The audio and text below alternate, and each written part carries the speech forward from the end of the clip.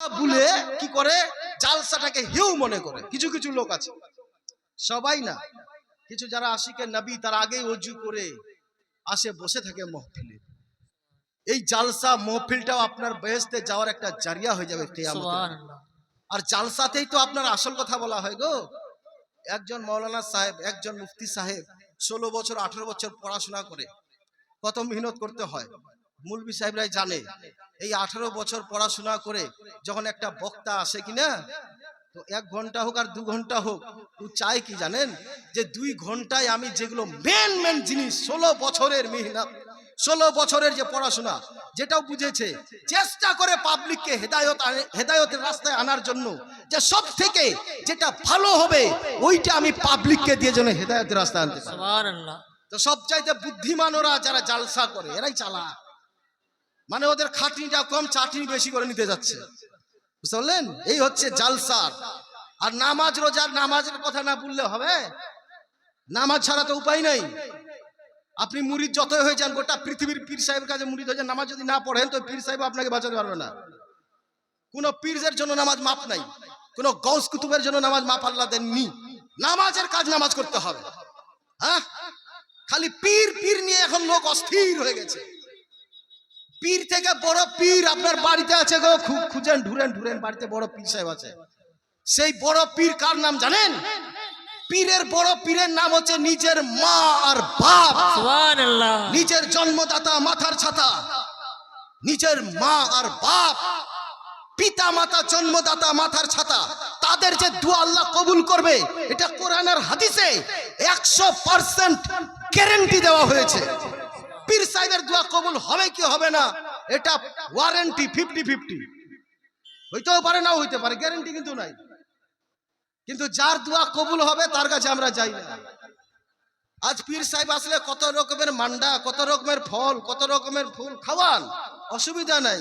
কিন্তু আপনার মা, আপনার বাপ ওই যে ঘরের মধ্যে পড়ে আছে, হয়তো চলতে পারছে না, উঠতে পারে না, যদি 500 আপেল 100 গ্রাম আঙ্গুর যদি ওখানে যায় দেন মায়ের হাতে, মা গো তুমি এই ফলগুলো খাও মা, ওই মা আপনার ওই প্রেমের ভালোবাসার মিহনতের ফল খাবে আর চুপচুপ করে দোয়াটা করবে, আল্লাহ আমার ছেলেকে পৃথিবীর বালা থেকে হেফাজত করিও, আমার ছেলেকে আল্লাহ তুমি দুধে ভাতে খাওয়াইও।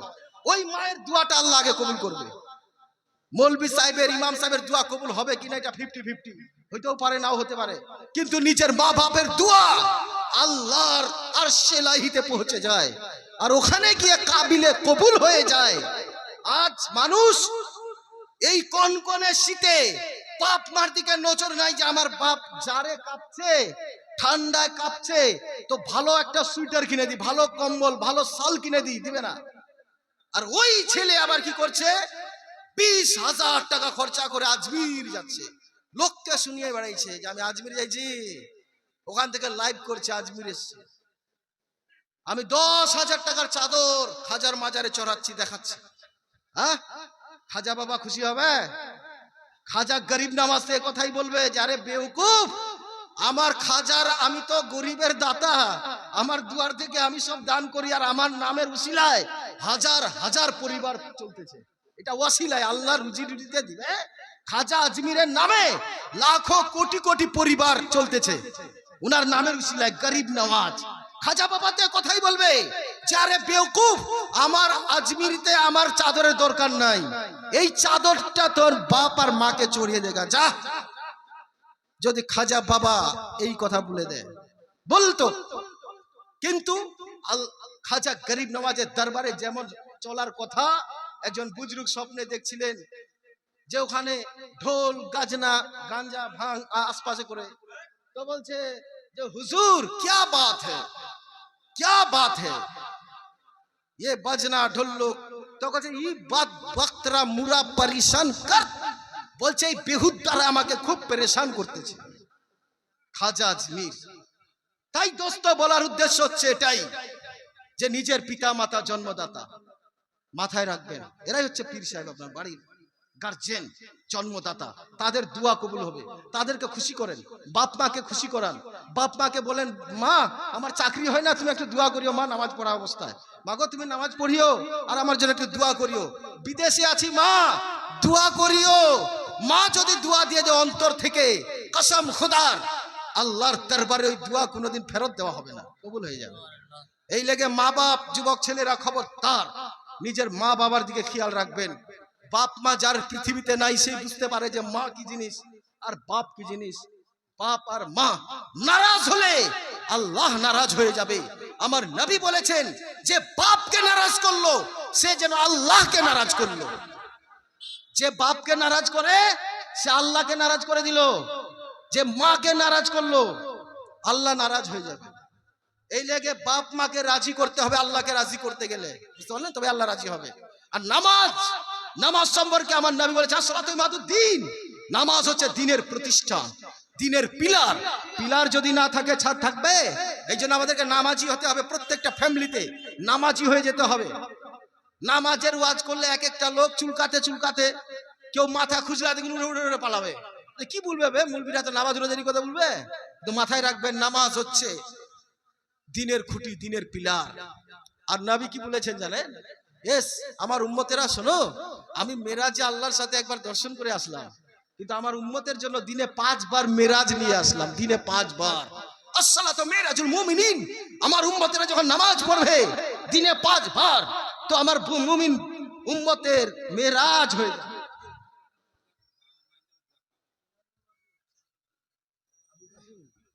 নারায়ে তাকবীর, নারায়ে রিসালাত।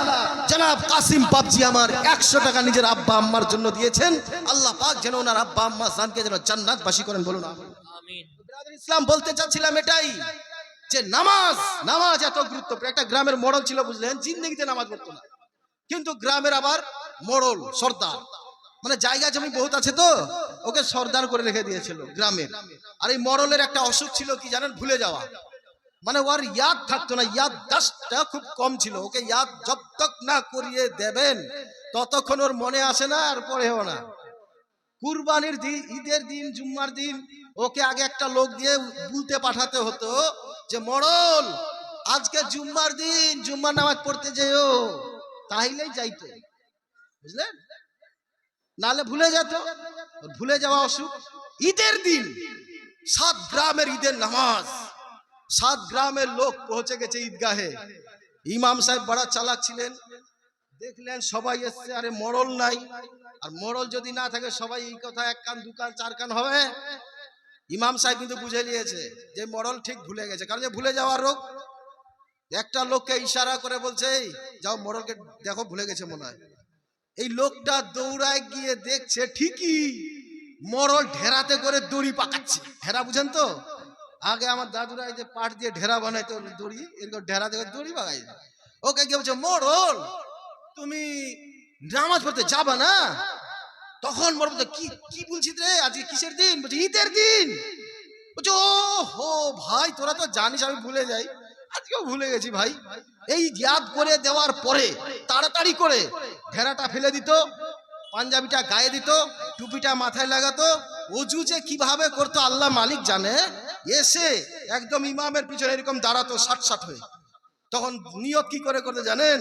ইপাস আর উপাস দেখে বলতো আল্লাহ আমি তো পড়বো না, এরা আমায় ছাড়বে না, কি করবি কর, মলবির উপর ভর, আল্লাহু আকবার। এই বলেও নামাজ পড়তো। আচ্ছা বলেন ওর নামাজ হবে? হ্যাঁ, এখন এরকম কিছু কিছু মানুষ নামাজ পড়ার আগে ট্রেনিং দিতে হবে গো, নামাজটাও তো সহজ নয়।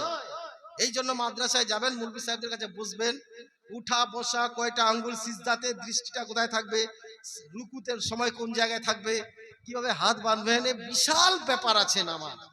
খালি উঠে ঢিকঢাক করে 4টা সাজদা দিলে নাম নামাজ নয়, বুঝতে পারলেন? নামাজটা তো বহুত খাটনি আছে, তার আগে ওযু আছে, এগুলো জানতে হবে, তবেই না আপনি একজন পাক্কা নামাজি হতে পারবেন। আর যখন নামাজি হয়ে যাবে, নামাজ যেদিন আপনাকে ধরে নেবে আর নামাজ ছাড়বেন না। তাই বেরাদার আয়াতে পাক রেখেছি হুয়াল আউয়াল।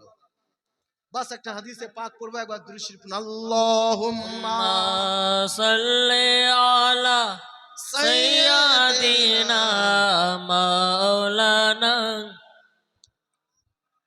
ওয়া আলা আলি সাইয়্যিদিনা মাওলানা محمد صلوا على محمد صلوا على محمد محمد ہر دم दम जबान जबान से निकालो पाक पाक नामे मोहम्मद हर दम जबान से निकालो শাফিয়ানা। এই মেরাজের মাস চলে গেল, এটা এখন শাবান শুরু হয়ে গেল। আজকে কম বেশি 1 কি 2 তারিখ হবে। তো নবী যেদিন মেরাজে গেছিলেন, জমিন আসমান ধুমধাম মেচে গেছিল, ধুমধাম। আল্লাহ পাক বলেন, জিবরিল 7 জমিনকে সাজিয়ে দাও, 7 আসমানকে সাজিয়ে দাও, আর আরশের যত ফেরেশতা সবকে ওয়েলকাম, স্বাগতম, খুশামদেদ, নবীকে সালাত ও সালামের নজরানা পেশ করতে হলো। আর চন্দ্র সূর্য হচ্ছে নবীর লাইট, হেজাক, তারকাগুলি হচ্ছে মিলি বাল্ব, ছোট ছোট বাল্ব, সারা দুনিয়াকে সাজিয়ে দেওয়া হয়েছে। এই স্মৃতিটা সামনে রেখে আমার সরকারে আলা হযরত কি বলতেছেন শুনুন। अर्श पे ताज़ा छेरे छार, फर्श पे तुरफा धूम धाम। अर्श पे ताज़ा छेरे छार, फर्श पे तुरफा धूम धाम। काने जिधर लगाइए तेरी ही दास्तान है, काने जिधर लगाइए तेरी ही दास्तान है। खौफ ना रख रजा जरा, तू तो है আবদে মুস্তাফা। সুবহানাল্লাহ। আমরা নবীর গোলাম গো, ঘাবড়াবার কোনো দরকার নাই। ঈমান আকীদা ঠিক রাখেন, নামাজ পড়েন, রোজা রাখবেন, হ্যাঁ, হজ ফরজ হলে হজ করবেন, যাকাত দেবেন, আর নবীর মাদ্রাসার সাথে মোহাব্বত করবেন, ইনশাআল্লাহ হাসরের ময়দানে কোনো ভয় নাই। নবীর উপরে দরুদ আর সালাম পড়বে। এই যে আমরা মাঝে মধ্যে দরুদ সালাম পড়ি, তো কিছু কিছু মানুষ বিদ্রুপ করে, ঠাট্টা করে, বলছে বেরেলির মৌলবীরা যখন ভুলে যায়, খাসতে যায়, তখন কি করবে, আর আল্লাহুম্মা সাল্লি আলা গাওয়া শুরু করে দেয়। কিন্তু মাথায় রাখবেন, আমরা ভুলে যাই, খাসতে যাই বলে আল্লাহুম্মা সাল্লি আলা পড়াই তা না। এই জন্য পড়াই। কেন পড়াই? আপনারা আমার একটা ছোট্ট প্রশ্নের উত্তর দেন, যে আজকে আমরা উপরে আর আপনারা নিচে কেন? তো এক জায়গায় বলেছিল আপনারা মৌলবী সাহেব, এই জন্য উপরে, আমরা পাবলিক যার জন্য নিচে। তো মৌলবীর ভক্তিতে উপরে রেখেছেন তা না। কালকে সকালে বাসে দেখা যাবে মৌলবী যদি সিট না পায়, দাঁড়িয়ে থাকে, কেউ মৌলবী বলে সিট ছেড়ে দেবে না। এই জন্য আমাদেরকে উপরে রেখেছেন, যে আমরা বক্তা, আপনারা শ্রোতা। আর একটা বক্তাকে যদি ভালোভাবে দেখা না যায়, তো বক্তব্যের শ্রুতি মাধুর্য আসে না। যার জন্য বক্তাকে উপরে রাখতে হয়, শ্রোতাকে নিচে থাকতে হয়, এটাই স্বাভাবিক। কিন্তু এটা তো এখানকার ব্যাপার। একটু চলুন তো হাসরের ময়দানে, শেষ বিচারের হাইকোর্টে, খোদার নিকটে, সেই দিন ময়দানে মাহশারে নবীকে দেখার জন্য শুধু মানব নয়, দানব নয়, ঘুচর খেচর নয়, স্রষ্টার যত সৃষ্টি আছে সবাই একই দৃষ্টিতে আমার নবীর দিকে সেই দিন চেয়ে থাকবে। বলুন, সেই দিন দেখা যাবে? শুধু খালি মালদা, দিনাজপুর, অন্নপুর নয়, আদি থেকে কিয়ামত পর্যন্ত সমস্ত সৃষ্টি একই দৃষ্টিপাত করে আমার নবীর দিকে চেয়ে থাকবে। সেই দিন নবীকে দেখা যাবে? দেখা তো যাবে, কিন্তু আলাদা আলাদা। কেমন? আমাকে যেমন দূরে যারা আছে একরকম দেখছেন, যারা সামনে আছেন তারা একরকম দেখছেন, যারা মিডিলে আছেন তারা একরকম দেখছেন, দেখছেন কিনা? কিন্তু যারা কাছে আছেন তারা বেশি ভালো দেখছেন কিনা? তো ময়দানে মাহশারে তাই হবে। সেই দিন নবী আবার বলতেছেন, আন আব্দুল্লাহ ইবনে মাসউদ قال قال رسول الله صلى الله عليه وسلم اولى الناس بيوم القيامه اكثر ملك الصلاه او كما قال رسول الله صلى الله عليه وسلم رواه الترمذي। এটা তিরমিজি শরীফের হাদিস। হযরত আব্দুল্লাহ ইবনে মাসউদ বর্ণনা করতেছেন যে আমার নবী বলে গেলেন যে ময়দানে মাহশারে ওই লোকটা, ওই দলের মানুষটা আমার বেশি কাছে থাকবে, বেশি নিকটে থাকবে, যে আমার উপরে বেশি করে দরুদ পড়বে। সুবহানাল্লাহ।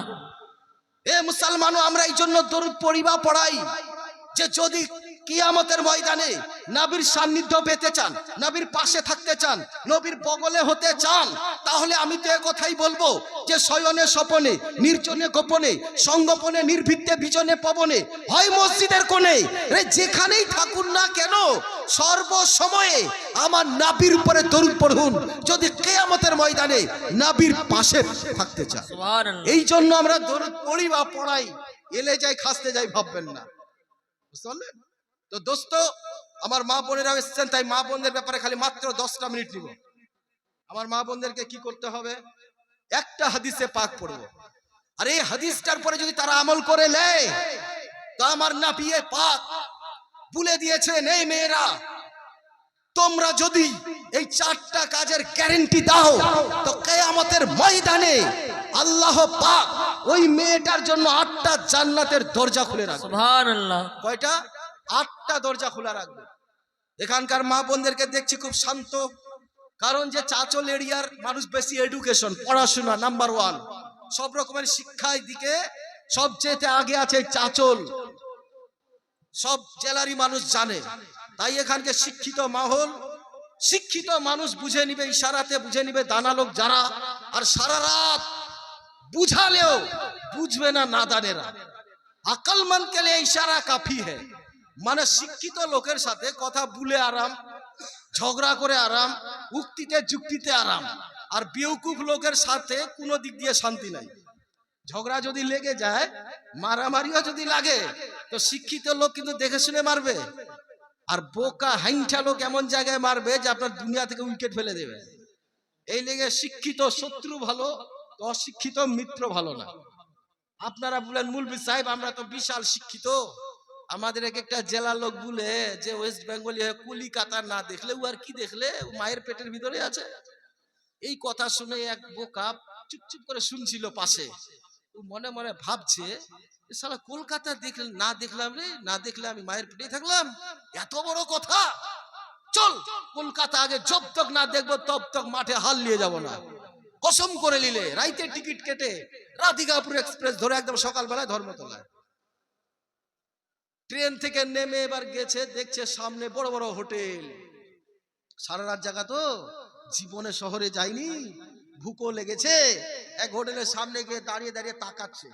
আর কলকাতার কিছু লোক আছে দেখবেন ঠকবাজ, সবাই না কিছু কিছু, এর শুটিং ফিটিং দেখে বুঝে নিয়েছে এই শালা গা থেকে উঠে এসছে, একে যদি দেখা যাক 200-400 যদি নেওয়া যায়, তো ওকে বলছে এই দাদা কি তাকাচ্ছ, বারবার হোটেলের দিকে খাওয়া দাওয়া করবা নাকি কিছু? কি বলছে হ্যাঁ খাবো তো, ভুকো লেগেছে। তো আপনার হোটেলে কি কি আছে খাবার? আগে শুনবে তারপর না খাবে। তো বলছে হ্যাঁ, হোটেলওয়ালা এবার খুশি হয়ে বলছে হ্যাঁ আমার হোটেলে গোশত আছে, মাছ আছে, ডিম আছে আর সবজি আছে। মনে মনে ভাবছে গোশত খেয়েছি, মাছও তো খাই, ডিমও তো প্রায় খাই, সবজি তো জীবনে খাইনি। এরে সবজি, এত সুন্দর নাম, নতুন নাম শুনেছে আর কি, মানে গ্রাম থেকে জীবনে সবজি শুনেনি, নতুন শুনেছে। তো মনে মনে ভাবছে খুব নতুন তরকারি হবে, খুব ভালো হবে মনে হয়। তো হোটেলওয়ালাকে বলছে যে ভাই গোশত খেয়েছি, মাছও খেয়েছি, ডিমও খেয়েছি, সবজি খাইনি জীবনে, সবজি দিয়ে দাও আমাকে। সবজি দিয়ে খেতে দিয়েছে। সবজি দিয়ে কি হবে বলেন তো? আলু, পটল, ঝিঙ্গা ঝোল সব একসাথে গন্ডগোল। আলু তো আর কাউরি অপরিচিত নাই, আলুর লম্বা ইতিহাস খুব লম্বা চওড়া। আলু সমস্ত তরকারির সম্পর্কের খালু, আর বিশ্বের সব জায়গায় চালু। এই আলুকে যখন দেখেছে বলছে আলু, তুই তো হারগে দেশে আলু আর কলকাতায় এসে সবজি হয়ে গেলি, তোকে চিনতেই পারি না রে। হ্যাঁ, তো দোস্ত দেখুন, এক দেশের গালি এক দেশের গুলি। আর শিক্ষা সব দিক থেকেই শিক্ষা অর্জন করা, দেশ বিদেশ ভ্রমণ করলেও শিক্ষা অর্জন হয়, শুনে শুনে হয়, দেখে দেখে হয়, লেখা পড়ে করেও হয়। তো আশা করি এখানকার মা বোনেরা খুব শিক্ষিত, এই জন্য এরা চুপচাপ আছে। জালসা করে কোন সাইডে মজা নেই বলে দিছি আপনাকে। এই যে আবাদপুর পানসি এরিয়া, মানে দিহাত, আমরা বিহারের না বাঙ্গাল, মানে দুই দিকে লাড্ডু খাচ্ছে ওরা। বাংলাও বের বুঝে, উর্দু ভি বোঝে। এত চিল্লাবে রে বাপ, বক্তা নিজের বক্তব্য নিজেই বুঝতে পারে না যে কি বলছে। কুন্না গেল গুকে ইন্নাহাইনিকে বঠনিকে খালি যে লাগাবে। এক জালসা আমি একবার গেছিলাম বুঝলে সীমার অনেকদিন আগে, এই চিল্লানি ভেবানি দেখে আমাকে সভাপতি বলছে তাড়াতাড়ি বললে বলেন আর নালে ছাড়েন, উপায় নাই, থামা যাবে না এদেরকে। আমি তখন উঠে উঠে বললাম দেখুন মা বোনেরা, আপনাদেরকে খালি আমার আবেদন যে 2 মিনিট খালি মুখটা হরতাল রাখেন, হরতাল, হরতাল বুঝেন, মানে একদম বন্ধ। তা আমার মতো মৌলবীর বলাতে ওরা হরতাল রাখবে? বিশ্বাস হয় আপনাদের? আর যদি মুখ্যমন্ত্রী মমতা ব্যানার্জি বলে গোটা পশ্চিম বাংলা 10 মিনিট হরতাল থাকবে, পারবে? ওর বাপও পারবে না। যে মেয়ে ছেলের মুখে 2 মিনিট হরতাল রাখলাম, পারবে না। কারণ যে আমাদের মা বোনদের মুখকে সব হরতাল রাখতে পারবে। কি কি? গাড়ি, লরি, ট্রেন, বাস, ফ্যাক্টরি, স্কুল, কলেজ, এগুলো হরতাল রাখতে পারবে। কিন্তু যদি বলে যে গোটা পশ্চিম বাংলার মেয়েদেরকে আমি খালি 2 মিনিট হরতাল, মুখ্যমন্ত্রী বললাম, পারবে? পারবে না। আমার মতো মৌলবীর বলাতে ওরা হরতাল রাখে? কারণ যে আমাদের মা বোনদের ইতিহাস খুব লম্বা চওড়া। যদি কোনো গুপ্ত কথা ব্যক্ত করতে হয় তাহলে টিভিতে দেওয়ার দরকার নাই, পেপারেও দিতে হবে না। খালি 2টা মেয়ে ছেলেকে ঘরের কোণে নিয়ে গিয়ে বলে দিবেন, দেখবেন সকাল হতে না হতে গোটা পাড়া হয়ে যাবে। মানে পেপারের থেকে আমাদের মা বোনেরা কথা বেশি প্রচার করতে পারে। একবার প্রতিযোগিতা হয়েছিল যে সবচেয়ে মিথ্যা কথা কে বলতে পারবে, আর যে বলে দিতে পারবে ওকে ফার্স্ট প্রাইজ দেওয়া হবে। বাস এই কথা শুনে সব গ্রামের লোক গেল প্রতিযোগিতাতে। সভাপতি সাহেব সবাইকে 2 মিনিট 5 মিনিট করে করে সময় দিচ্ছে। ওখানে প্রতিযোগিতাটা হচ্ছে মিথ্যা কথা বলতে হবে। সব থেকে যেটা বড় হিট লার মিথ্যা কথা। এক একজন উঠলো, একজন উঠে বলছে যে আমি একটা বলবো, যে বলো। বলছে আজকে সকালবেলায় ফজরের নামাজ পড়ে একদম মাঝ আকাশে একটা জাহাজের সাথে একটা মশার ধাক্কা লেগে পুরো বিমানটিতে আগুন লেগে যায়। তবে শেষ খবর যেটা পাওয়া যাচ্ছে এখনো মশার কোনো ক্ষয়ক্ষতি হয়নি। ওকে সভাপতি সাহেব বলল ঠিক আছে আপনি বসুন। আরেকটা লোকে উঠালো, উঠে বলছে যে আজকে সকালবেলায় ধর্মতলায় চায়ের দোকানে চা খেতে গিয়ে চায়ের কাপের মধ্যে পড়ে একজনের মৃত্যু হয়েছে। তবে তার দেহটা এখনো খুঁজার লেগে মুখ্যমন্ত্রী 70 জন ডুবুরিকে নামিয়েছেন। শেষ খবর যেটা পাওয়া যাচ্ছে এখন ওর দেহ খুঁজে পাওয়া যাচ্ছে না, কোথায় যে তলিয়ে গেছে। ওকে বললে তুমিও বসো। শেষের বেলায় এক হাংলা পাংলা মাজা ভাঙ্গা উঠে এসেছিল, ও এসে বলছে আমি একটা বলবো। বলছে বলো। বলছে কি আর বলবো, এক জায়গা থেকে আসছিলাম, 4টা মেয়ে ছেলে দেখলাম রাস্তার ধারে, 4টাই চুপচাপ রাগ করে বসে আছে। সভাপতি সাহেব ওকে ফার্স্ট প্রাইজটা দিয়ে দিল। এদের সবার রাগ হয়ে গেল। এরা বলছে আমরা এত বড় বড় মিথ্যা কথা বলে আমাদেরটা হলো না, আর এই বললে এটাই হয়ে গেল। তখন সভাপতি সাহেব বলছেন যে দেখো ভাই তোমরা যা বলেছো তো ঠিকই আছে মিথ্যা কথা, কিন্তু এইটা বেশি গুরুত্বপূর্ণ যে এক জায়গায় 4টা মেয়ে ছেলে থাকবে আর এরাই যে 4 জনে চুপচাপ রাগ করে থাকবে, এরকম মিথ্যা কথা দুনিয়ায় নাই। কারণ যে এরা ওই জাতি লয় যে এরা চুপচাপ বসে থাকতে পারে। হ্যাঁ, কিন্তু ওই দিক থেকে এখানকার আলাদা। এখানকার মা বোনেরা খুব ভদ্র শিক্ষিত দেখে বোঝা যাচ্ছে। তো যাই হোক মা বোনেরা, আমার নবী বলেছেন 4টা কাজ। কি কি? প্রথম নাম কাজ হচ্ছে আকিমুস সালাত। পুরুষরা নামাজ পড়বে, মা বোনেরাও নামাজ পড়বে। তারা নামাজ পড়বে। নামাজ যদি তারা পড়ে তাহলে নবী আমার বলতেছেন যে একটা পরেজগার औरत, নামাজি, পরেজগার, মুত্তাকি। রমজান আলী, নারায়ে তাকবীর, নারায়ে রিসালাত, রমজান আলী সাহেব জিন্দাবাদ 100 টাকা। জিন্দাবাদ। বলবো মাদ্রাসার নামে মোহাব্বতে 10 জন ভাই 500 টাকা করে দিতে পারবেন? খালি আমি এমনি শুনবো, খালি এমনি লিব না। এর জন্য আমি কি বলবো জানেন আপনাদেরকে? আমার গৌস পাকের নিজের হাতের লেখা কিতাব গুনিয়াতুত তালেবিন, এই বইয়ের মধ্যে আমার গৌস পাক লিখছেন যে পৃথিবীতে 10 প্রকারের লোক আছেন যাদের ইন্তেকাল হয়ে যাবার পরে আমরা কবরে দাফন করে দিই। দাফন করে দেওয়ার পরে এদের দেহ পচা তো দূরের কথা, কাফনের কাপড়টাও ময়লা হয় না। এই 10 প্রকার লোক কারা? তাই 10 জন ভাই। সাদ্দাম হোসেন, নারায়ে তাকবীর, আল্লাহু আকবার, নারায়ে রিসালাত, ইয়া রাসূলুল্লাহ, জনাব সাদ্দাম হোসেন সাহেব, জিন্দাবাদ। যোগ্য বাপের বেটা, সুবহানাল্লাহ। সাদ্দাম হোসেন, এক সাদ্দামকে ফাঁসি দিয়েছে, লাখো সাদ্দাম দুনিয়াতে হয়ে গেছে, লাখো সাদ্দাম। এক নওয়াজ মুস্তাফা হুসেন শহীদ হয়েছেন, লাখো হুসেন। কিন্তু